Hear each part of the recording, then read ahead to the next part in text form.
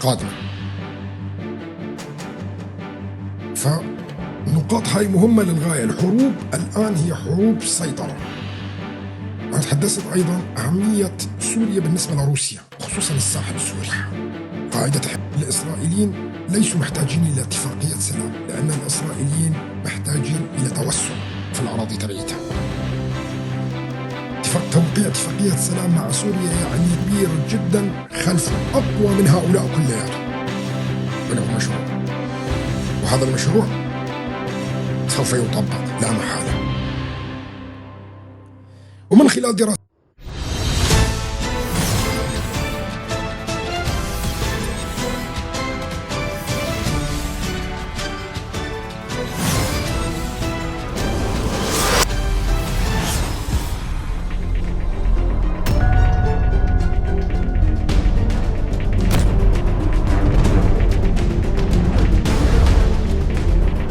مساء الخير لكل الأخوة والأخوات اللي دخلوا معنا اللايف. تحياتي لكم كل باسمه ورسمه. طبعا لدينا خبرين هامين للغاية. الأول هو زيارة أحمد الشرع إلى واشنطن على هامش الجمعية العامة للأمم المتحدة بعد 27 عام لرئيس سوريا يزور فيها واشنطن. شو دلالات هذا الموضوع؟ بدنا نشرح شو يعني هذا حتى تفهموا شو المقصود بزيارة رئيس إلى واشنطن. هل هذا يعتبر اعتراف رسمي بحكومة أحمد الشرع إذا أخذ فيزا على أمريكا وراح زار الجمعية العامة للأمم المتحدة وألقى حتى خطاب فيها؟ طبعا لا، لأن الجمعية العامة للأمم المتحدة أي رئيس حتى معادي الولايات المتحدة الأمريكية لا حق له الذهاب إلى هناك. طبعا أنا تحدثت قبل عن تغير قواعد الدبلوماسية في العالم من حقبة السبعينات اللي فاتت، وبدي أعيد أشرح فيها بشكل شوي أوسع. لا يعني أبدا لقاء وزير خارجية مع وزير خارجية أو رئيس مع رئيس دولة هذا بأنه اعتراف رسمي بتلك الدولة أو تلك الحكومة.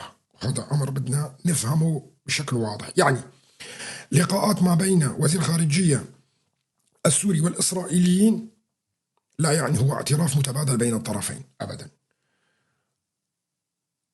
وهذه القواعد تغيرت من السبعينيات. قبل كان أي لقاء ما بين أعضاء حكومة أو دبلوماسيين من دولة مع دبلوماسيين من دولة ثانية هذا يعتبر اعتراف. لكن هاي القواعد تغيرت من سبعينيات القرن الماضي تقريبا، وراح أعطيكم أمثلة. هل يعتبر زيارة أو لقاء ترامب مع رئيس كوريا الشمالية في الصين في عام 2017 اعتراف رسمي بالولايات المتحدة الأمريكية بحكومة كوريا الشمالية اللي بتعتبرها هي حكومة مارقة وخارجة عن القانون وهي اللي مغتصبة السلطة في كوريا الشمالية؟ هل هذا اعتبر أنه اعتراف من الولايات المتحدة الأمريكية في كوريا الشمالية؟ لا طبعا. طيب هل لقاء ترامب مع بوتين في قمة ألاسكا يعتبر اعتراف رسمي من الولايات المتحدة الأمريكية بحكومة أو سلطة بوتين؟ ونحن بنعرف كلياتنا أنه حكومة بوتين لا تملك ألف باء الديمقراطية حسب المفهوم الأمريكي، وما وصل يعني بانتخابات وكذا وأمور. وكما نحن نعرف أنه الولايات المتحدة حاملة لواء الديمقراطية في العالم، ولا تعترف إلا بالحكومات التي تأتي بشكل شرعي من شعوبها حسب طبعا ادعائهم دائما. فهنا مجرد ذهاب أحمد الشرع إلى الولايات المتحدة الأمريكية هذا لا يعني أبدا اعتراف بحكومة الشرع أبدا. ويحق لأي رئيس إن كان أن يذهب إلى الجمعية العامة للأمم المتحدة. الولايات المتحدة الأمريكية تعترف بالدول وليس الأنظمة مشان نكون واضحين. فهي تعترف بروسيا كدولة وتعترف في كوريا الشمالية كدولة، ولكن لا تعترف بأنظمتهم أنه هي ممثلية تلك الدول حتى والتقت معهم. فبالنسبة للقاء الإسرائيليين ووزير خارجيتها مع إسرائيل، في كتير من الناس اللي بتطلع بتقول لك هذا اعتراف بأحمد الشرع وأحمد الشرع اعتراف بإسرائيل وهذا بحد ذاته تطبيع. لا، قواعد الدبلوماسية تغيرت. ومثل ما كتب الأخ أيضا فيديل كاسترو أيضا زار الجمعية العامة في الأمم المتحدة، وهو كان بوضع معروف بقضية الصواريخ اللي كانت سوفيتية آنذاك، واللي كان كاسترو عم ينشرها في أراضي ضد الولايات المتحدة الأمريكية. فهذا لا يعني بالضرورة أبدا اعتراف رسمي بأي حكومة كانت، وحتى هذا ينطبق على كل، مشان تعرفوا يعني إذا تقابل نقول الجنرال مظلوم عبدي أيضا مع الولايات المتحدة الأمريكية، هذا بالعرف الدبلوماسي ما هو ضرورة أنه يكون اعتراف بقدر ما هو إعلان الحكومة الاعتراف. عندما تخرج الحكومة وتوقع اتفاقيات وتعلن اعترافها بشكل رسمي، نعم هذا ينطبق، لأن قواعد الدبلوماسية تغيرت. أنا بدي أتحدث عن موضوع هام للغاية. ما هي الجمعية العامة للأمم المتحدة؟ الجمعية العامة للأمم المتحدة وكل المنظمات تبعيتها معطلة، وهذا شفناه أيضا بعد الحرب العالمية الثانية الأولى عفوا. تشكلت عصبة الأمم المتحدة آنذاك، ما كان اسمها الأمم المتحدة، وتعطلت بعد الحرب العالمية الأولى عصبة الأمم المتحدة وكل المنظمات التابعة لها. فهلا بدي أسأل سؤال للأخوة السياسيين طبعا: كم من قرار صدر من الأمم المتحدة يدين مثلا إسرائيل؟ عشرات. هل طبق واحد منها؟ لا. المنظمة الوحيدة اللي لها فعالية هي مجلس الأمن الدولي. لماذا؟ لأن الأعضاء الدائمين فيها لهم حق الفيتو على أي قرار يصدر، فقرارات الجمعية العامة غير ملزمة ولا لها أي أهمية، وكل المنظمات اللي تابعة لها.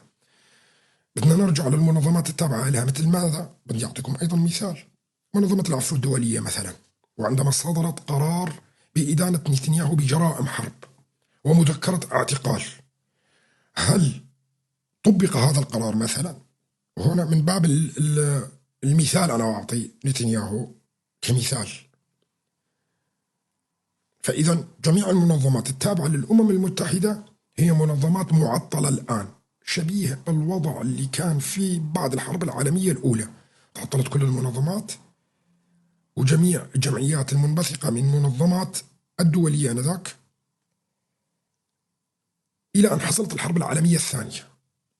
طبعا أسباب الحرب العالمية الثانية ما بدنا نذكرها، ومعاهدة سرفاي والحق المجحف اللي حصل والأمور وكذا، وهاي ما لنا شغل فيها. لكن الوضع اللي كان موجود في الحرب العالمية الأولى، بعد الحرب العالمية الأولى، وشدة الاحتقان اللي كان موجود في العالم شبيهة بالوقت اللي موجود فيه حاليا. هنا بدنا ما نفكر أنه في حرب عالمية ثالثة. طبعا كل اللي يطلعون بيقولوا لك في حرب عالمية ثالثة، هذا كلام هراء، ما في حرب عالمية ثالثة. راح تكون الحرب العالمية الثالثة بشكل مختلف عن اللي نحن نظنه. أنا كتبت تقرير اليوم، بس طبعا الشرق الأوسط بين حرب أوكرانيا ومشاريع إعادة التقسيم، قراءة في الصراع العالمي القادم. الشرق الأوسط بين حرب أوكرانيا ومشاريع إعادة التقسيم، قراءة في الصراعات العالمية القادمة. الصراع الدائر في أوكرانيا لم يعد مجرد صراع إقليمي بين روسيا وجارتها، تحول إلى نقطة ارتكاز يعاد من خلالها ترتيب التوازنات الدولية، وهو خيط يربط بين عواصم وملفات تمتد من كييف إلى دمشق، ومن أنقرة إلى طهران، ومن البحر الأسود إلى البحر الأحمر، وصولا إلى قلب أفريقيا.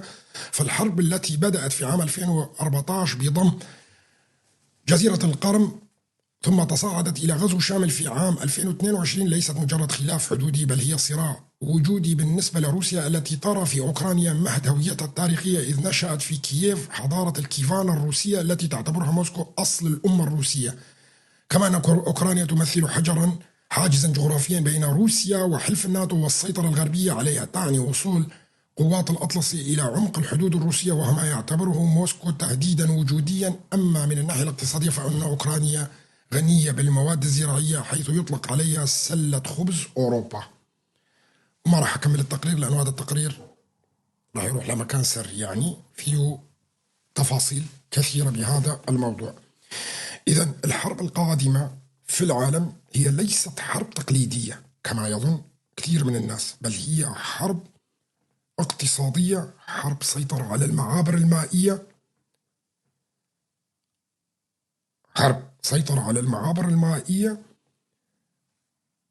وطرق التجارة العالمية، ومن يسيطر عليها الصراع الآن أن يسيطر عليها وهو سوف يتحكم في العالم، وهذا الأمر المهم للغاية. فالحرب لم تعد حرب تقليدية بالأسلحة، والله روسيا بدها تهجم على أوروبا وأوروبا بده يهجم وكذا. نعم، يحتشدون ويحسبون حسابات كثيرة، لكن هي حروب سيطرة. يعني عندنا دول البلطيق التي تحاول موسكو بأي شكل من الأشكال الوصول إلى بحر البلطيق، خصوصا في جزء،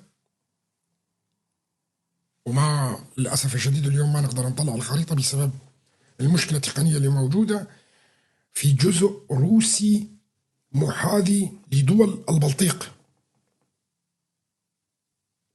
اللي هي كلينغراد، اللي ما عندها حدود برية أبدا مع روسيا، واللي روسيا مضطرة إلى أنه تعبر روسيا البيضاء ومن ثم دول البلطيق لحتى توصل لتلك الأراضي الروسية، وهو كبيرة بحجم دول تقريبا البلطيق الثلاثة الموجودة. طبعا سيطرة روسيا على هاي المكان ووصولها لازم تجتاح دول البلطيق. هنا التخوف الكبير من قبل السويد بأنه موسكو تجتاح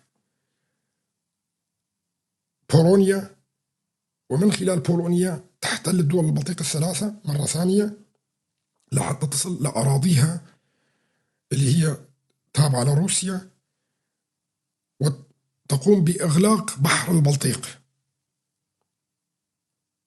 وهنا في تهديد مباشر راح يكون للسويد ولفنلندا، وهناك جزر مهمة جدا لفنلندا موسكو تحاول السيطرة عليها بأي شكل من الأشكال. وهنا النقطة الفارقة. طبعا هذا من موضوعي أنه لا يوجد حرب عالمية بالمفهوم التقليدي اللي بنعرفه كالحرب العالمية الأولى والحرب العالمية الثانية. لا، الحروب تحولت إلى حروب سيطرة. فبنشوف تحرك الولايات المتحدة الأمريكية على كل المضائق الموجودة، سواء كانت في أمريكا اللاتينية وعلى رأسها قناة بنما، وأيضا السيطرة على جزيرة غرينلاند بأي شكل من الأشكال، للسيطرة على المعابر القطبية أيضا، وأيضا لوقف أطماع موسكو في القطب الشمالي، وهذا أمر هام للغاية. لدينا طبعا الشرق الأوسط هام للغاية لأنه يملك معابر وشرايين الاقتصاد العالمي كلياته. وبنشوف نحن الأمريكان بيعززوا قواتهم بجانب كل المعابر اللي موجودة، سواء في البحر الأسود أو البحر المتوسط أو حتى الخليج الفارسي، وأيضا في القرن الإفريقي، وهذا هام للغاية. شفنا الضربات على اليمن اللي حاولت إغلاق المضائق، وهنا أمر هام للغاية، وهذا كله راح يتوسع خلال الفترة القادمة. فالنقاط هاي مهمة للغاية. الحروب الآن هي حروب سيطرة. وأنا تحدثت أيضا أهمية سوريا بالنسبة لروسيا، خصوصا الساحل السوري، قاعدة حميميم لمد الأسطول الروسي اللي موجود في وسط أفريقيا بشكل مستمر، وخصوصا عن طريق البحر المتوسط. إغلاق البحر الأسود، إغلاق مضيق البسفور راح يكلف روسيا الكثير، وهذا ستضطر روسيا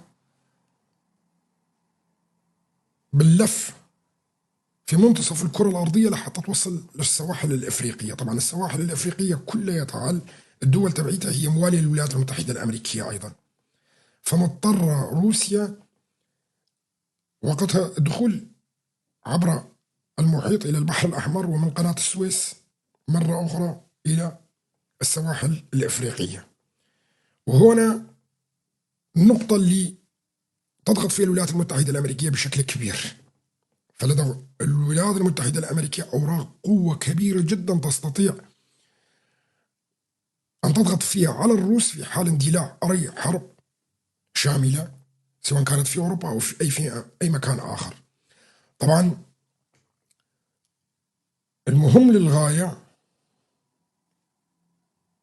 واللي تحدثت فيه بفترات طويلة جدا خلال السنوات اللي فاتت أهمية أوكرانيا بالنسبة لأوروبا. طبعا تعتبر أوكرانيا سلة خبز أوروبا. كلياتكم تعرفون كل المنتجات الزراعية اللي كانت تحصل إلى حروب أوروبا، الحبوب والقمح والزيوت وغيرها، كلها تجي من أوكرانيا، بالإضافة إلى المعادن النادرة جدا، وأيضا الصناعات الأوكرانية الثقيلة. يعني بدي أعطيكم معلومة هامة للغاية، كل البواخر والبارجات محركاتها الضخمة تصنع في أوكرانيا، كانت تصنع في أوكرانيا. يعني أي باخرة في العالم المحركات تبعيتها الضخمة والكبيرة اللي كانت والعنفات تبعيتها اللي موجودة كانت تصنع في أوكرانيا، وإلى الآن تصنع في أوكرانيا على فكرة، عشان تعرفوا أهمية أوكرانيا. عدا الموقع الجيوسياسي والاستراتيجي الهام جدا اللي تعتبر موسكو أنه هي تهديد لحدودها في حال دخولها في حلف الناتو، وكمان نفس الشيء بالنسبة لأوروبا اللي بتعتبر أنه سقوط أوكرانيا هي وصول موسكو إلى حدود أوروبا، وهذا أمر أيضا بالنسبة للاثنين. لكن هذا لا ينطبق على الولايات المتحدة الأمريكية، هذا لا ينطبق على الولايات المتحدة الأمريكية نهائيا. ليش؟ لأنه الولايات المتحدة الأمريكية بالنسبة إلى أوكرانيا تعتبر سلة فلوس. نعم، هيك بتشوف أوكرانيا، أنا بسحب من أوروبا مصاري وأعمل اتفاقيات مع أوكرانيا بالمعادن والثروات اللي موجودة فيها، وأنا بتحكم فيها وفي بيعها، وهي بعيدة عن حدود الولايات المتحدة الأمريكية وما بتشكل أي تهديد للولايات المتحدة الأمريكية بالنسبة لأوكرانيا. سؤال: إذا سقطت أوكرانيا بيرد الروس مثلا، ما هو حجم التأثير على الولايات المتحدة الأمريكية؟ هنا اللي بدك تطرح السؤال، وبدك بالمقابل نفس الشيء تقارن، لو سقطت أوكرانيا في يد روسيا ما هو التأثير على أوروبا؟ تأثير هائل. أما بالنسبة للولايات المتحدة الأمريكية لا يوجد تأثير بشكل يعني كبير، لا ما بيوجد هذاك التأثير الكبير. ستفقد بعض المزايا الاقتصادية اللي ليست أساسا كانت ضمن حسابات الولايات المتحدة الأمريكية، لأنه الولايات المتحدة الأمريكية ما كان عندها اتفاقيات أساسا مع أوكرانيا قبل الحرب اللي حصلت ما بين أوكرانيا والروس. كانت اتفاقيات ليست كبيرة، لكن الآن لديها أصبحت اتفاقيات كبيرة وأصبحت تتحكم في الاقتصاد الأوكراني إذا حصل سلام. فالآن ليس من مصلحة الولايات المتحدة الأمريكية إنهاء الحرب في أوكرانيا بشكل سريع، لكن من مصلحة الولايات المتحدة الأمريكية إنهاء الحرب الأوكرانية في مرحلة معينة، نعم، لتفعيل الاتفاقيات الاقتصادية اللي موجودة.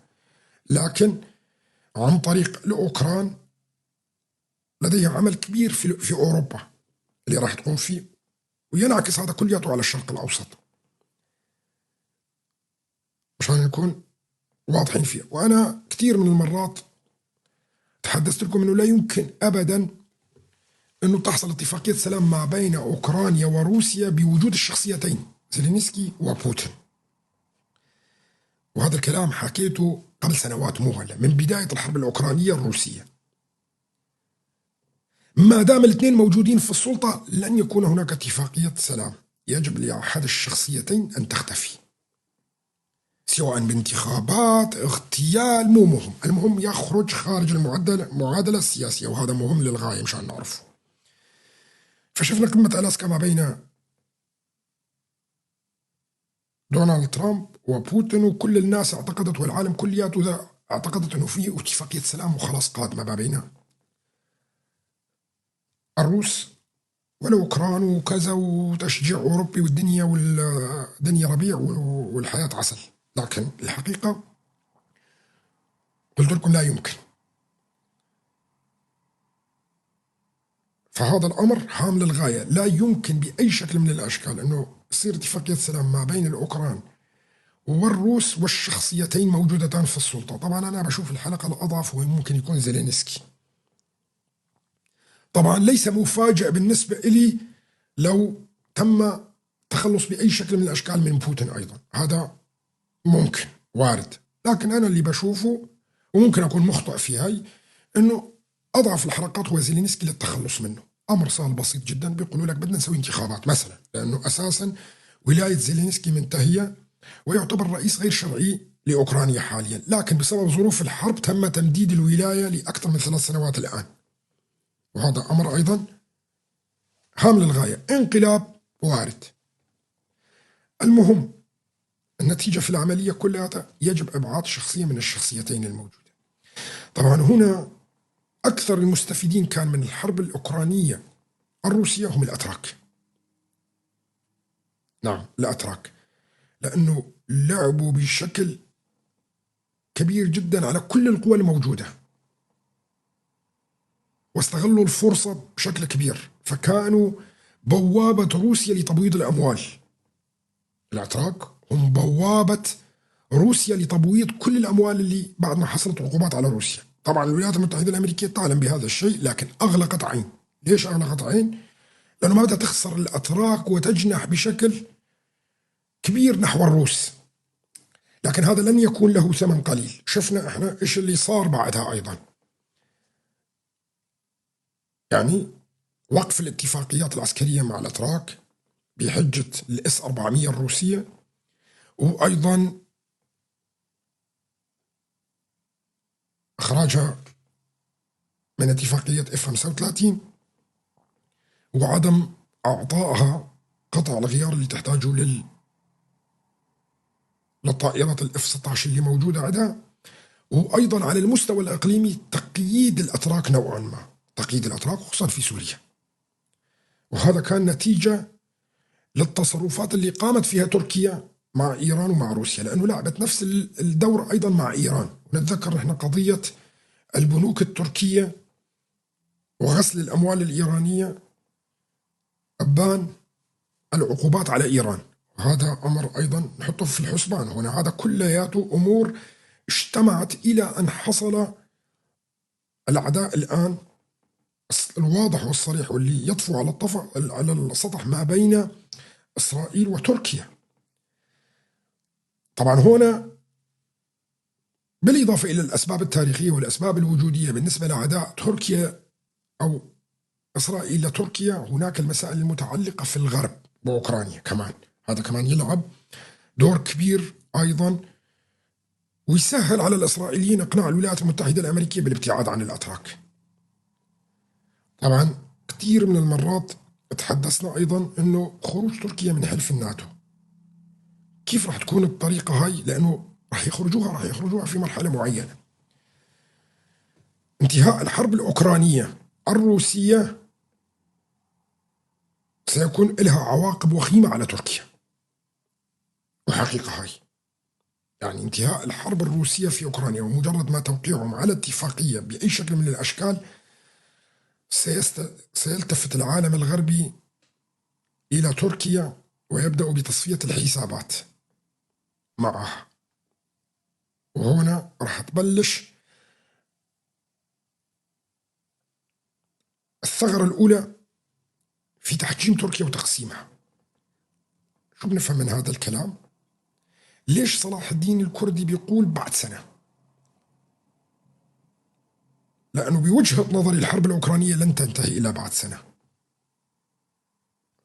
هل فهمتم الرابط اللي أنا الفترة اللي فاتت كلها كنت أطلع وبقول لكم 2 و3 وكذا وهاي، والآن يعني جيت وفترة قلت لكم 1.5 سنة وبعدين سنة، لأنني أعتقد بأن الحرب الأوكرانية الروسية لن تنتهي إلا تقريبا العام القادم. طبعا هنا أيضا ربطتها بأسباب أخرى طبعا أيضا، لأنه إذا جيت ودرست أنه الحرب الأوكرانية والروسية لن تنتهي إلا بعد عام، ستكون مشاكل تركيا كبيرة جدا، وخصوصا الاقتصادية والدستورية اللي موجودة فيها أيضا، فرح تتزامن بوقت تكون فيها تركيا بأضعف حالاتها. ليش؟ أولا التضخم الاقتصادي الهائل بسبب السياسات الاقتصادية الخاطئة والتي لن أتحدث عنها، وأيضا السياسة الداخلية اللي موجودة في تركيا أيضا، اللي أقصى كل أنواع الأحزاب اللي موجودة، وشايفين نحن توجه تركيا نحو دولة إسلاموية سوف تلعب دور، وهذا طبعا مدروس، سوف تلعب دور جديد في الشرق الأوسط مشابه لدور إيران في مرحلة من المراحل. انهاء إيران وتقسيمها وضربها سيكون طبعا ضربة كبيرة لتركيا أيضا. فلن نستبعد أبدا أن تركيا تدخل بحلف جديد مع إيران ضد إسرائيل في الفترة القادمة، مع أنه لن تستطيع أن تقوم فيه، ولكن راح تحاول، هذا أمر طبيعي، لأنه تعلم تركيا تماما أنه بعد إيران راح يأتي الدور عليها بأي شكل من الأشكال. طبعا في كثير من الناس بيقول لك تركيا حليفة لأمريكا، حليفة كذا، نعم، لكن قواعد التحالفات تتغير وقواعد العداء أيضا تتغير، فلا يوجد في السياسة شيء ثابت. حليف الأمس عدو اليوم، وعدو الأمس حليف اليوم، وهذا أمر لازم نفهمه بالسياسة بشكل كبير جدا. طبعا كثير من الناس ما راح تشوف هذا الأمر منطقي بالوقت الحالي، لكن في مرحلة مستقبلية 3 سنوات 4 سنوات، وهاي راح تصير الأمور هاي بالنسبة للناس كلياتها أمر عادي، ولا كأنه حاكي شيء أنت جديد، هذا شيء طبيعي، لأن السياسات ترسم على مدار سنوات طويلة جدا، وهذا أمر لازم كمان نفهمه. يعني هل اللي بيحصل في سوريا والممتد 14 عام إلى الآن، قبل 14 عام كنت تقدر تتجرأ أن تتحدث فيه بالأساس؟ يعني لو واحد جاي قبل عام 2010 وقايل لكم سوريا راح تخرب وتتقسم، وسوريا راح يصير فيها كذا وكذا وفيها مجازر وحروب داخلية وكذا، كان في حدا يصدق؟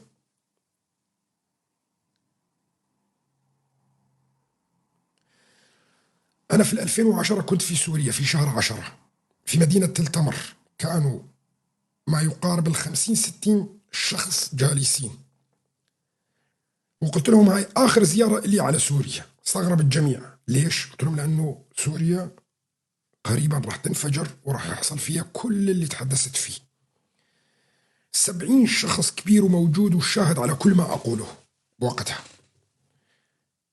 الكل هيك استغرب، قال لك لا بالعكس الوضع عم بيصير كويس والاقتصادي جيد وكلياتنا عم نشتغل وكذا وأمورنا والوضع فعلا كان ممتاز. لكن تعرضت لهجوم كبير بهذاك الوقت، اللي أنا الناس قاعدين، كان في مناسبة معينة وقلت لهم هاي آخر زيارة لي على سوريا، لا أعتقد أنه راح تكون في زيارة أخرى.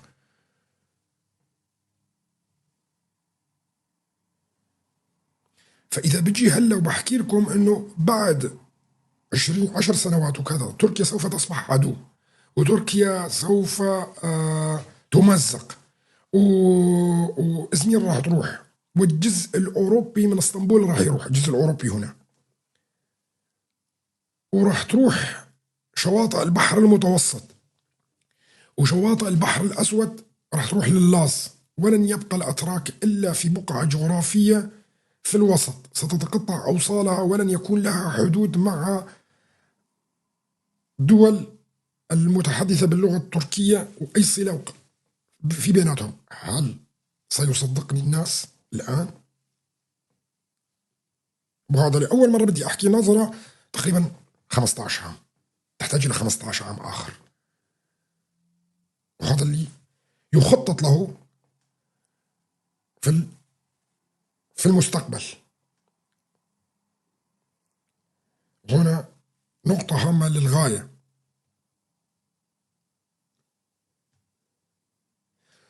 طبعا ممكن نشوف أحداث كتير اللي بتحصل، والله وقع الشرع مع إسرائيل، إسرائيل وقعت مع الشرع، هذا الكلام كله هراء وليس له أي أساس من الصحة. الإسرائيليين ليسوا محتاجين إلى اتفاقية سلام، لأن الإسرائيليين محتاجين إلى توسع في الأراضي تبعيتها. توقيع اتفاقية سلام مع سوريا يعني تقييد إسرائيل، وما بتقدر تحتل أراضي نهائيا، وهذا لن تفعله إسرائيل مشان تكون. هذا من ناحية. من الناحية الثانية اتفاقيات أمنية مؤقتة، نعم ممكن هاي. في فرق ما بين اتفاقيات سلام نهائية تثبت فيها الحدود واتفاقيات أمنية مؤقتة لمرحلة معينة، ممكن. وهذا كمان لا أعتقد، لأنه إسرائيل تعلم تماما بأنه أحمد الشرع لا يملك شرعية في سوريا. حتى لو طلعوا هذول الأغبياء أصحاب الرؤوس المربعة السوركين اللي بيطبلوا له 24 ساعة وحولوه من أبو محمد الجولاني اللي هو كان إرهابي ويسبونه ويشتمونه إلى شهر 12 السنة اللي فاتت، وتحولوا كلهم إلى أنصار لأحمد الشرع الآن، لأنهم هذول أساسا قطيع، والقطيع من يقود يمشون وراه. فلذلك أنا ما أخص هذول الناس بهذا الأمر. أي واحد بيأيد أحمد الشرع في سوريا الآن مهما كانت قوميته وطائفته، هذا بيكون إنسان جاهل وغبي ولا يملك ذرة العقل حقيقة، لأنه هذا جاي أساسا يدمر سوريا، جاي أساسا يمزق سوريا أشلاء. وهاي المعادلة كمان لازم نحن نفهمها. وبدي أقول لكم شغلة خصوصا لأخوان الكرد باللغة العربية أيضا. في كتير من أخواننا الكرد بيطلع بيقول لك ليش خطاب السويداء أفضل من خطابنا، وليش نحن ما نقول عن مثلا نحن بدنا استقلال مثلهم وكذا، والأمور هاي كلها.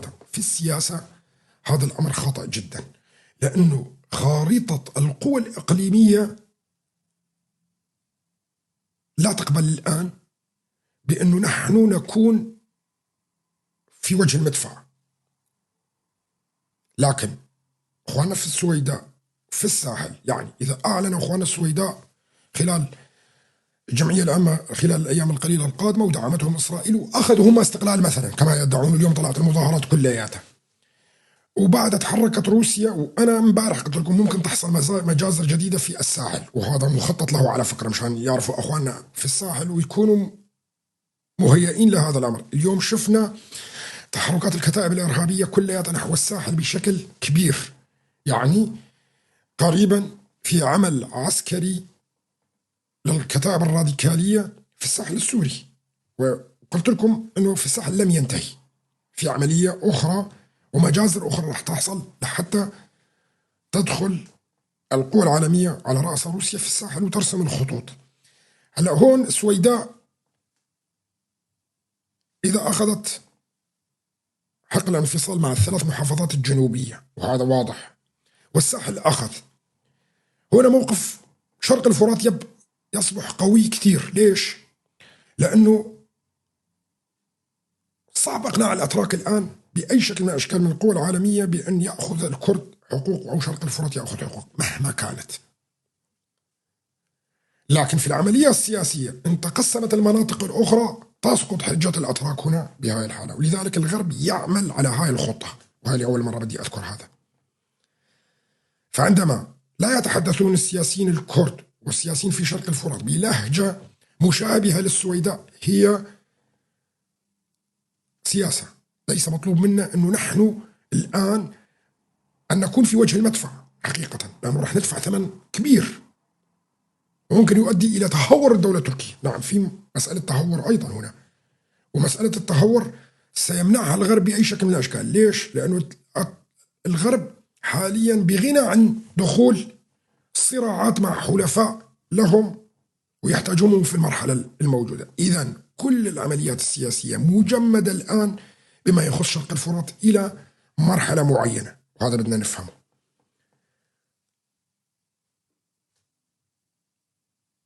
بالرغم من أنه الشعب اللي موجود في شرق الفرات يحتاج إلى تطمينات من قيادته، فلذلك كان من المفروض أن يخرجوا ببعض التطمينات اللي موجودة، وحصلت الأيام اللي فاتت، وهذا أمر هام للغاية. برجع بقول ليسوا الأكراد هم المعول الذي سوف يضرب خارطة سوريا. المعول الذي سيضرب خارطة سوريا سوف يكون من مناطق الطرف الآخر، وطبعا اللي بيقوم بهذه السياسات هو أحمد الشرع نفسه اللي إجا مهمته هي تقسيم سوريا. فمن دون العمل اللي عمله بالهجوم على السويداء والجنوب السوري ما كان صار هذا كله، ولا دخلت إسرائيل ولا انقسمت السويداء، ولا حتى الأخوة في السويداء وأخواننا الدروز كانوا هلا يرفضوا بأي شكل من الأشكال أنه يكون في أي وحدة مهما كان نوعها وشكلها مع سوريا الحالية. ما بدي أقول مع الحكومة، بدي أقول مع سوريا، نعم، كدولة. وأيضا لو سنحت الفرصة لإخواننا في الساحل وخصوصا الأخوة العلويين أيضا ما راح يترددوا أبدا بأنه يفصلوا الساحل أيضا عن الدولة السورية الحالية الموجودة، لكن راح تجيهم الفرصة قريبا، لكن ممكن يكون بثمن، نعم، لكن راح تجيهم الفرصة بعد فترة وراح يتصرفوا مثل السويداء تماما. هلا هون شو حجة تركيا ولا الدول الثانية بالنسبة لشرق الفرات؟ ستسقط حججهم ومضطرين يتعاملوا مع شرق الفرات مثلها مثل كل سوريا اللي تقسمت بالأساس.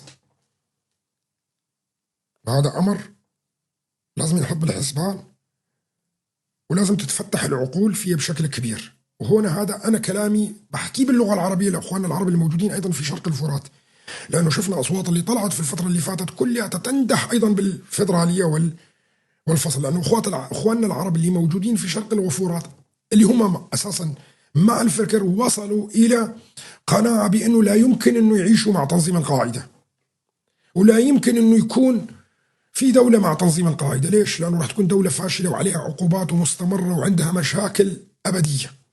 هذا أمر ما حدا بده إياه.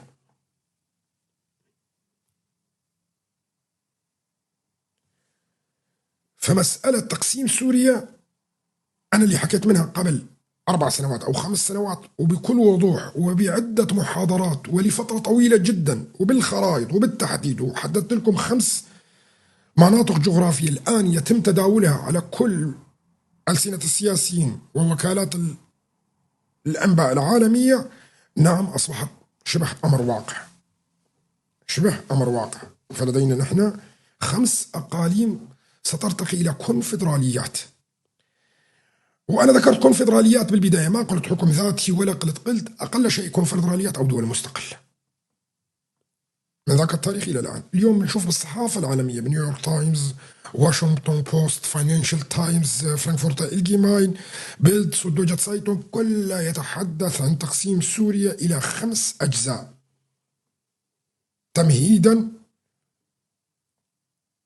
تمهيدا لتقسيم الشرق الأوسط كلياته. لأنه يقول لك من الأفضل الآن، وصلت قناعة بأنه لا يستطيع الحكومة المؤقتة الموجودة الآن، لا تستطيع الحكومة المؤقتة الآن دمج كل السوريين في حكومة،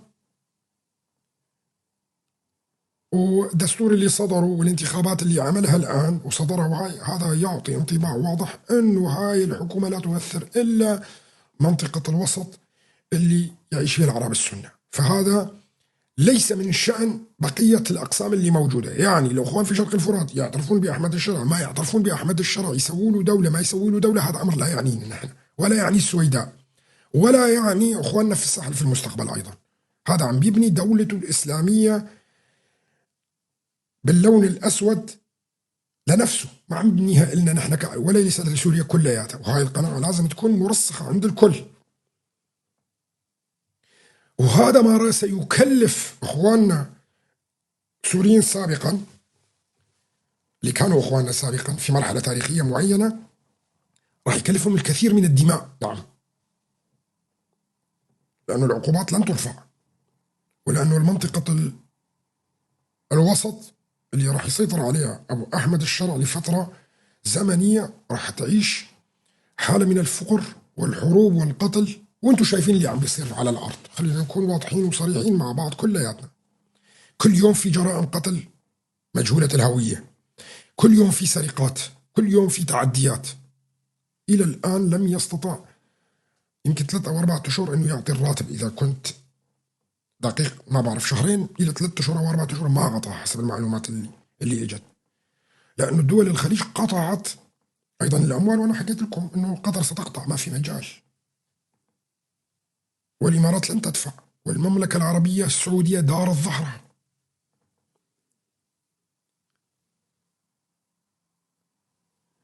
وهون المسألة الكبرى أنه حتى لو راح لنيويورك شو إعلامي لا يقدم ولا يؤخر، ولن يغير في المعادلة الدولية شيء أبدا. وراح يلتقي بالروس، نعم، ومضطر يتنازل للروس عن الساحل بشكل كامل، وهذا مهمته. سوف يتنازل للجنوب السوري لإسرائيل لصالح الدولة الجنوبية اللي ما بعرف شو راح يكون تسميتها في المستقبل، هل هي دورزستان، هل هي جنوبستان، هل هي شنقليشستان، مع احترامي طبعا لاخواننا الدروز الموجودين فيها والاخواننا العرب اللي موجودين في جنوب سوريا من باب الفكاهة يعني. طبعا شو بدهم يسمونها هذا امر لهم، لكن الان اسمهم الجنوب السوري، لكن يجب ان يختاروا اسم طبعا، لانه راح تكونوا دوله مستقله انتم واقع سوريا، واعتقد انه اسم سوريا لا يعنيكم لا من بعيد ولا من قريب، فاسم جنوب سوريا كدوله شيء بشع بصراحه، ما حلو، ما عجبني، فاختاروا لكم شيء اسم مثلا مشان يكون الاسم كمان يشمل القنيطره ودرعا ايضا. اخواننا الدروز ما بيصير يكون مثلا دوله بني معروف، ما بيصير مشان الاخوه الثانيين يعني، فاختاروا لكم اسم يكون رنان وجميل وعلم ايضا يشمل كل الاخوه الموجودين في الجنوب، وهذا راح يصير حقيقه. في عندنا دوله الساحل كمان، اسم الساحل ما هو هذاك الاسم الرنان والجميل والكذا، ولا يمثل الكل صراحه. اختاروا لكم انتم كمان اسم، لانه اسم الساحل في عندنا ساحل العاج وفي عندنا سواحل كثيره دول يعني، مشان يكون في اسم ايضا ما له علاقه بسوريا، وهذا حقيقه راح يصير، لانه هذا كمان امر حامل الغايه في الفتره القادمه، وانا راح ارجع اذكركم بهذا الامور كلياتها. طبعا هذا كله كان على باب الفكاهه. مهمه احمد الشرع هي جاء لتقسيم سوريا حرفيا، هي المعول الذي يدك في خارطه سوريا اللي راح يهدمها، وهذا امر اعتقد انه ثلاث ارباع الشعب السوري باستثناء هذول الاغبياء واصحاب الرؤوس المربعه واللي ما بيفهموا شيء ويفقهوا شيء، فقط انه هو عربي سني وهو اساسا اسرائيلي بريطاني، ما له علاقه لا بالعرب ولا بالسنه.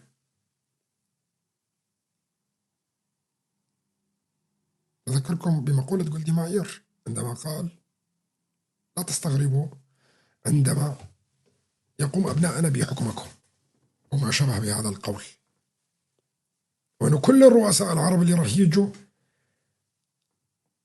راح يكونوا من ابناء بني اسرائيل.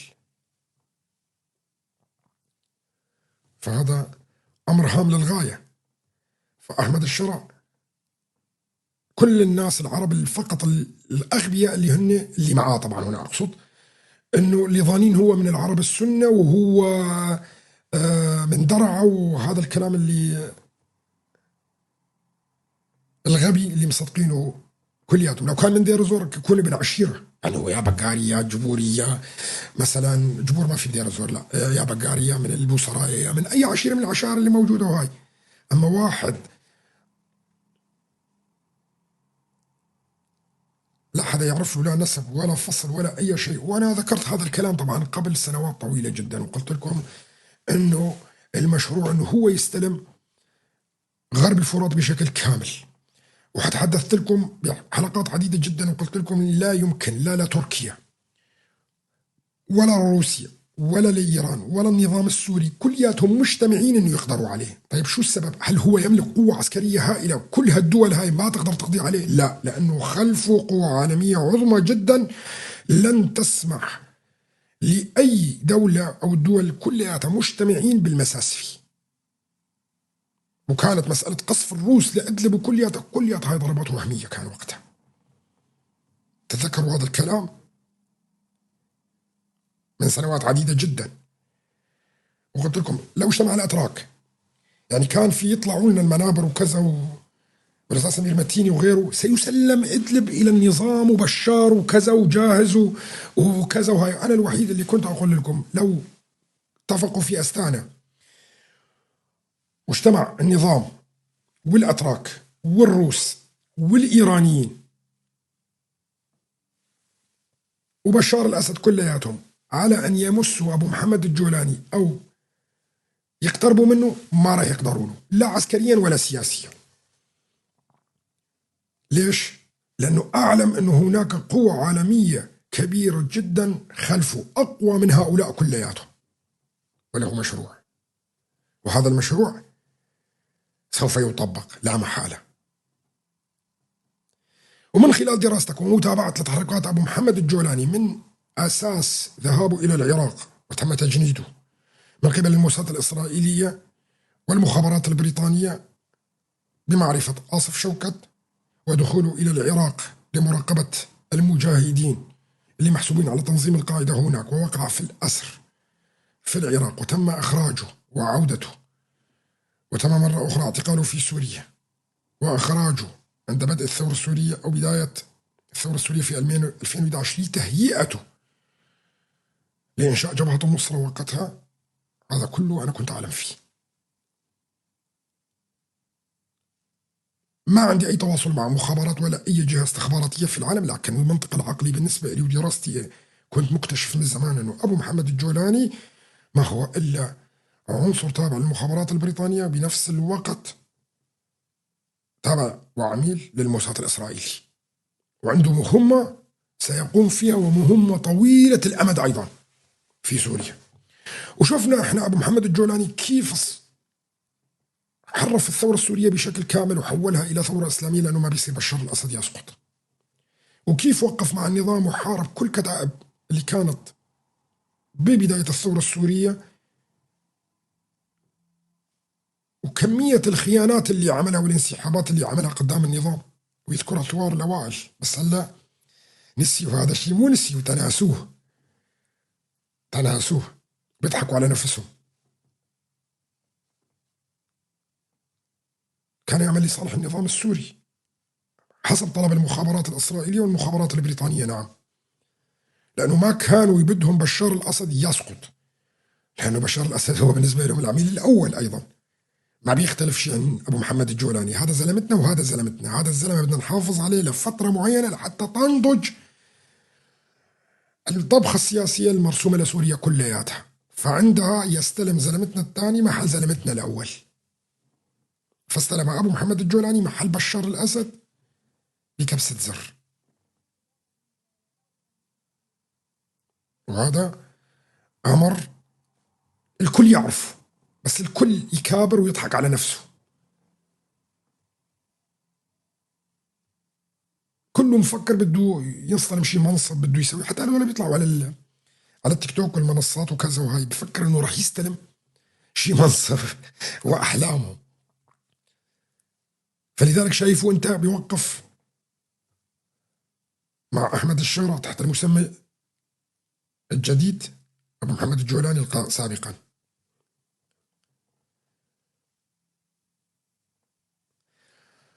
ربطت بحبكة سياسية موضوع أوكرانيا بتفكيك تركيا، وبالأساس تهيئة سوريا وتقسيمها.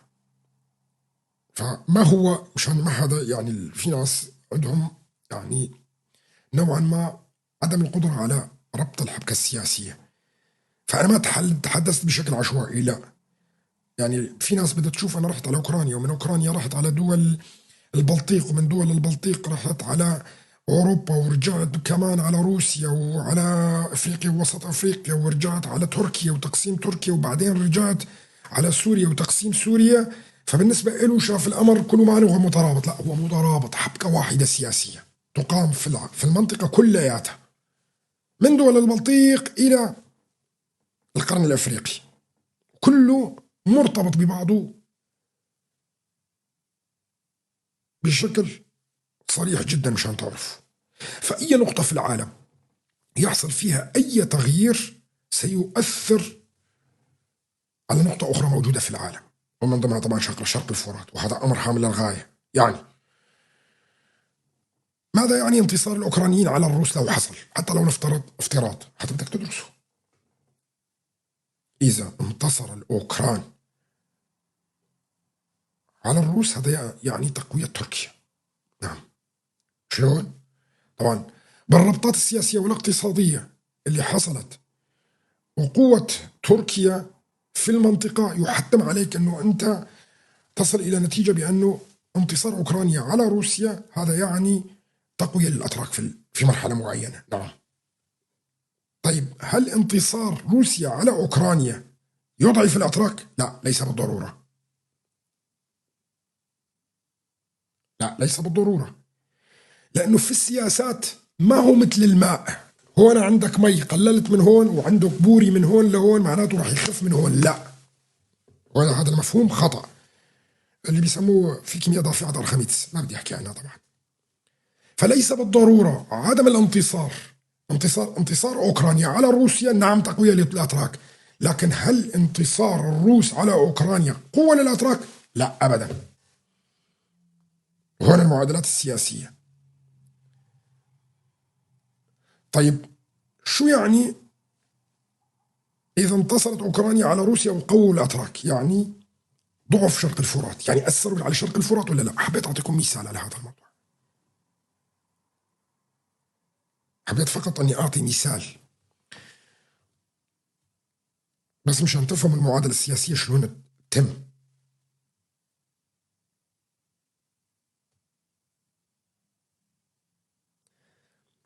فأي نقطة في العالم إذا حصل فيها أي تغيير، يعني الآن بدي أعطيكم أيضا نقطة هامة للغاية، هل هجوم الصين على تايوان سيؤثر على شرق الفرات؟ نحكي على شرق الفرات بس مشان تفهموا، أنا ما بدي أحكي على سياسات عالمية وكتير وكذا. هل هجوم الصين على تايوان سيؤثر على شرق الفرات؟ وهل سيكون سلبي أو إيجابي على شرق الفرات؟ مين بيقدر يعطيني النتيجة هنا؟ نعم، لأن الولايات المتحدة الأمريكية ستكون منهمكة في حرب الصين هناك، وستسحب قواتها من منطقة الشرق الأوسط، ويعطي ذريعة أكثر للأتراك وقتها، ويضعف تأثير الولايات المتحدة الأمريكية وإسرائيل في الشرق الأوسط كلياته، فستجمد كل المشاريع إلى سنوات طويلة. كتب لي واحد أنه إسرائيل أهم من تايوان. ما راح يتخلي عن إسرائيل، راح يخليها بنفس القوة ويعقد اتفاقيات مع العرب إسرائيل وكذا وهاي، ويأجل المشاريع تبعيتها سنوات، وراح تتفرغ هي في كوريا الجنوبية واليابان وصراعها مع الصين هناك. لكن مين راح يدفع الثمن هون؟ كمان الشعوب الأخرى، المشاريع اللي كانت لازم تتنفذ في سوريا وتم تأجيلها الآن بسبب حدث طارئ غير المعادلات الدولية نوعا ما. وهذا مهم، وهذا أعطيته مثال، أنا أعطيته فقط مثال. ما هو تأثير حرب فنزويلا مثلا؟ إذا حصلت حرب في فنزويلا ما هو تأثيرها مثلا على شرق الفرات؟ هذا يقدر يعطيني هذا السؤال الجواب. في حال حصلت حرب ما بين الولايات المتحدة الأمريكية وفنزويلا، ما بدنا نقول شرق الفرات، على سوريا عشان نكون واضحين، ما هو التأثير على سوريا؟ هل هو سلبي إيجابي؟ سيسرع المشاريع الدولية في سوريا وخصوصا معبر داود وغيرها. ليش؟ لأنه رح تنقطع خطوط الطاقة من مكان آخر، والنفط الفنزويلي لحاله ما رح يكون كافي لمعادلة أسعار العالم بشكل كبير، فسيتم فتح مباشرة خطوط العراق كردستان وشرق الفرات مباشرة إلى إسرائيل عبر معبر داود لتصدير البترول ليعوض قسم، لأنه باب المندب بده يتسكر، وهذا ما راح أحكي عنه شلون بده يتسكر. وراح يتم استثمار النفط الفنزويلي بدل نفط الخليج لفترة معينة. نفط الخليج مع نفط فنزويلا مع بعض يعني انهيار الأسعار في العالم، يعني قنبلة اقتصادية وانهيار دول عظمى كبيرة جدا ما تسمح فيه الولايات المتحدة الأمريكية. لذلك حاصرت فنزويلا لمدة 30-40 عام الآن ومنعتها من إنتاج البترول، واعتمدت فقط على بترول العرب الخليج. فإذا هجمت الولايات المتحدة الأمريكية على فنزويلا هذا يعطيني شو النتيجة؟ أنا كباحث ومفكر سياسي اقتصادي أنه لابد من قطع بترول العرب. إذن شو الأسباب ممكن تكون؟ شو النتائج ممكن تكون؟ شو هي المبررات اللي ممكن تكون؟ هذا يبقى شغلي. فهمتوا المعادلة الاقتصادية بهذا الموضوع شلون بتتم وحساباتها؟ أنا إلى هنا ننتهي فقرة اللغة العربية